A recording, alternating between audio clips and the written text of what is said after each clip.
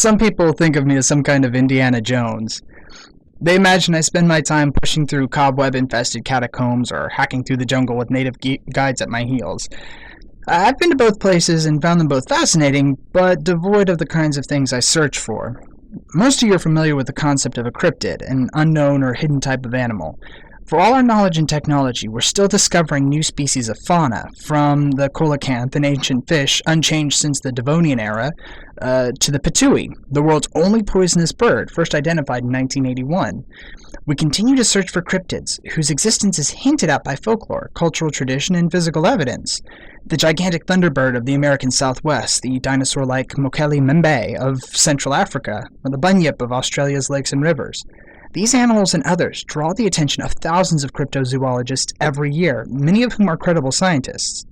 But I propose the existence of a special category of cryptids. I call them anthrocryptids. That is, cryptids that are similar in appearance and intelligence to human beings. These sorts of beings turn up in our history and folklore time and time again. In modern times, the idea that other intelligent life forms might secretly be dwelling amongst us seems so improbable that it doesn't bear discussion. But consider this. It's a widely held secret among zookeepers that every year hundreds of animals escape from zoo enclosures around the world, and about half the time the escapees are never recovered. That includes larger beasts like monkeys, ungulates, and big cats.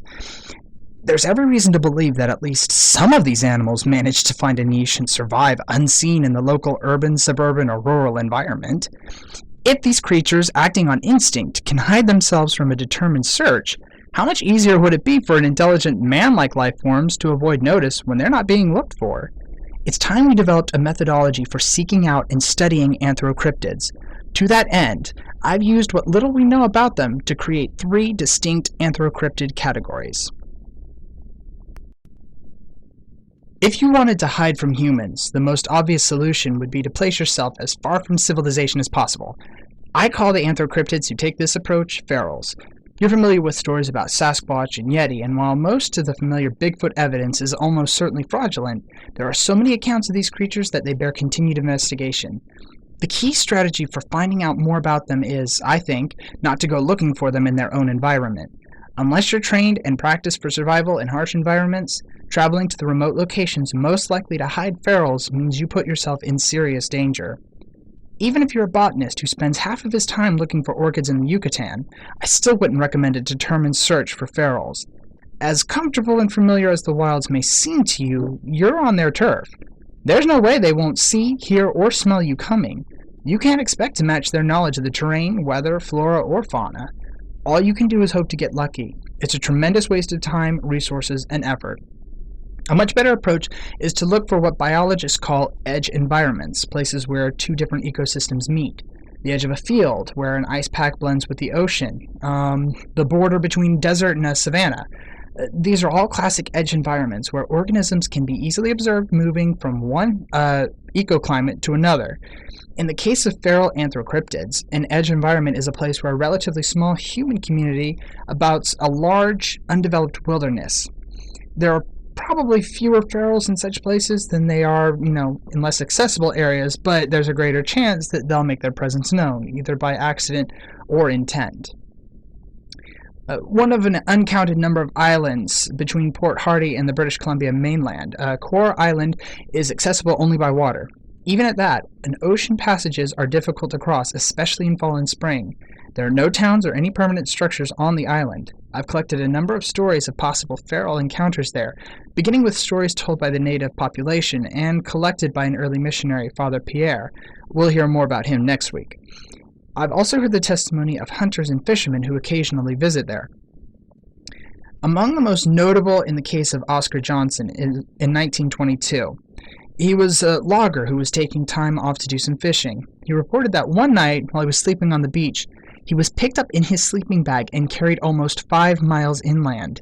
When he was finally set down and able to get out of his bag, he found himself surrounded by a group of large, hirsute creatures that had been the combined features of men and apes.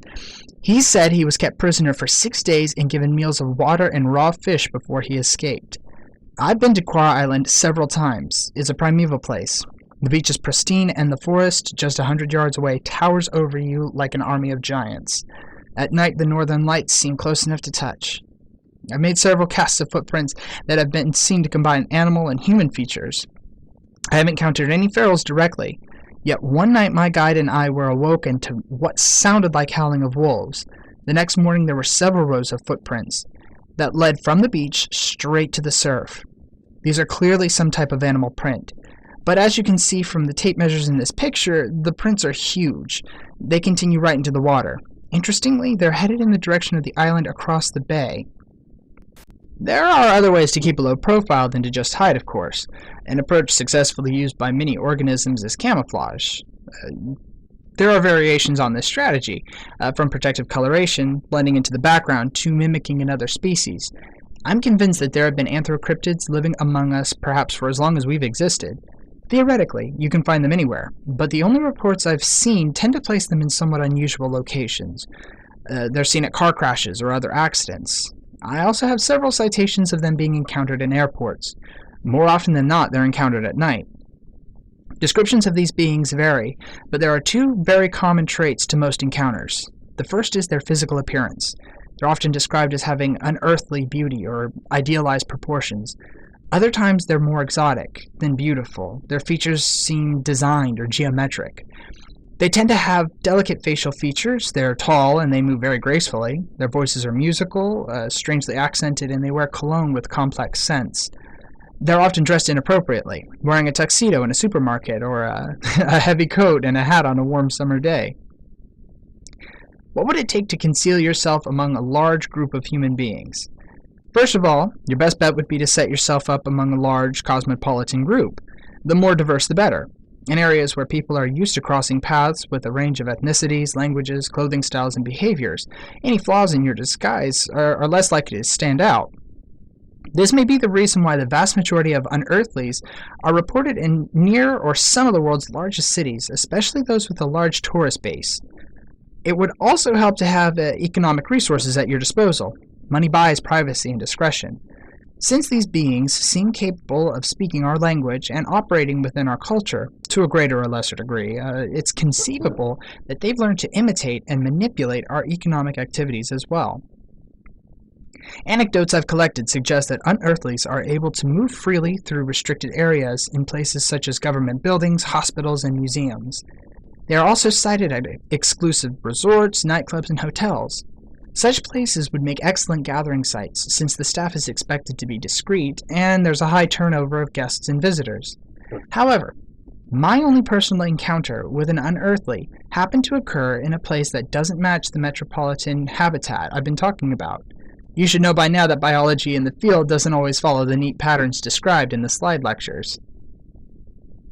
In Mexico, about 400 miles from El Paso, Texas, is a place popularly known as the Zone of Silence.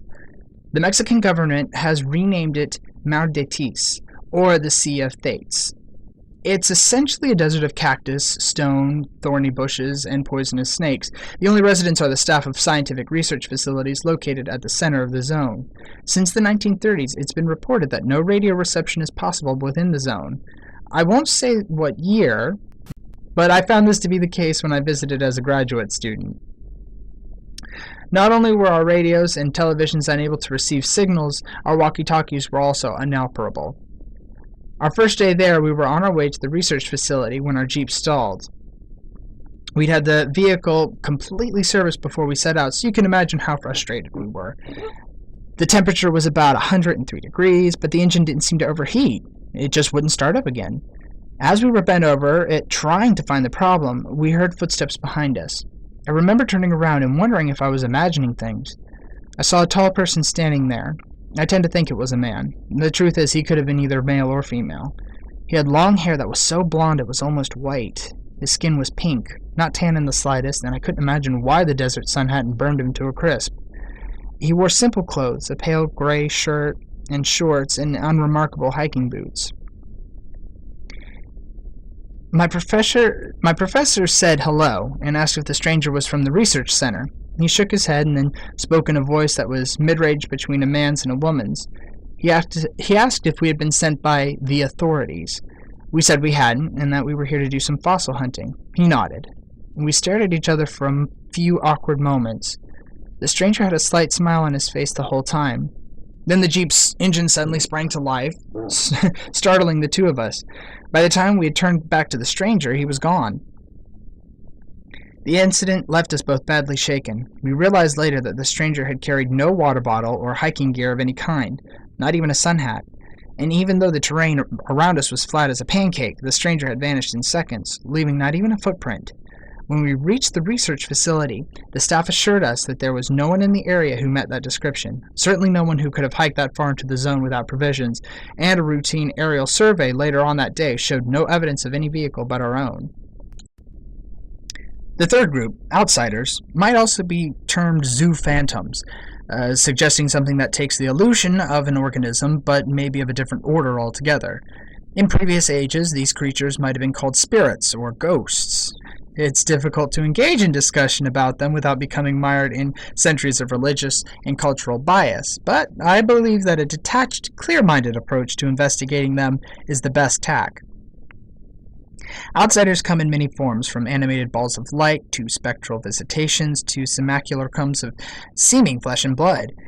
Their most prominent characteristic is that they seem to behave as if coming from outside our own frame of reference. They appear and disappear, pass through solid objects, and generate changes in temperature and upset our understanding of the physical world. Sometimes they resemble a deceased loved one or a stranger whose identity is discovered later. Some of them seem to act mindlessly, wandering without purpose or repeating the same behavior over and over again. Others may act deliberately or even maliciously. Careful observation of the data and application of simple models of animal behavior yield some interesting theories about these cryptids. First of all, they seem very territorial. They're usually associated with very specific locations: a house, a certain stretch of road, a particular riverbank or cemetery. Outsiders do not seem to like crowds. They don't seem to like mingling with humans, but they do like to be where humans have been. I believe that's the key to understanding them. Outsiders have an affiliation for human emotion. They tend to turn up at places of emotional turmoil. Houses where murders took place, burial mounds that were once central to a culture's grieving process, even sites where opposing armies clashed and spilled blood. These places appeal to them, but only after the action is over, sometimes centuries after. If human emotions leave behind some type of subtle energy or vibration, perhaps these ephemeral creatures feed on them. If their choice of territory proves unlucky, the house is sold, the old castle is refurbished, they rely on startling behavior to try to reclaim their areas.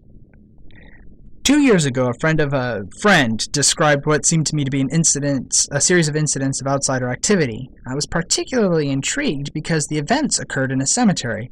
To me, the possibility added credence to the idea that outsiders are not the souls of the restless dead. After all, nobody actually dies in a cemetery, and the deceased usually had no attachment to the place during life. However, if you're a creature that thrives on extremes of emotions, the place is perfect. There are plenty of visitors to provide sustenance, but no permanent residents to intrude on your privacy. Long story short, we spent the night in the 30-acre cemetery of St. James in the Highgate section of North London.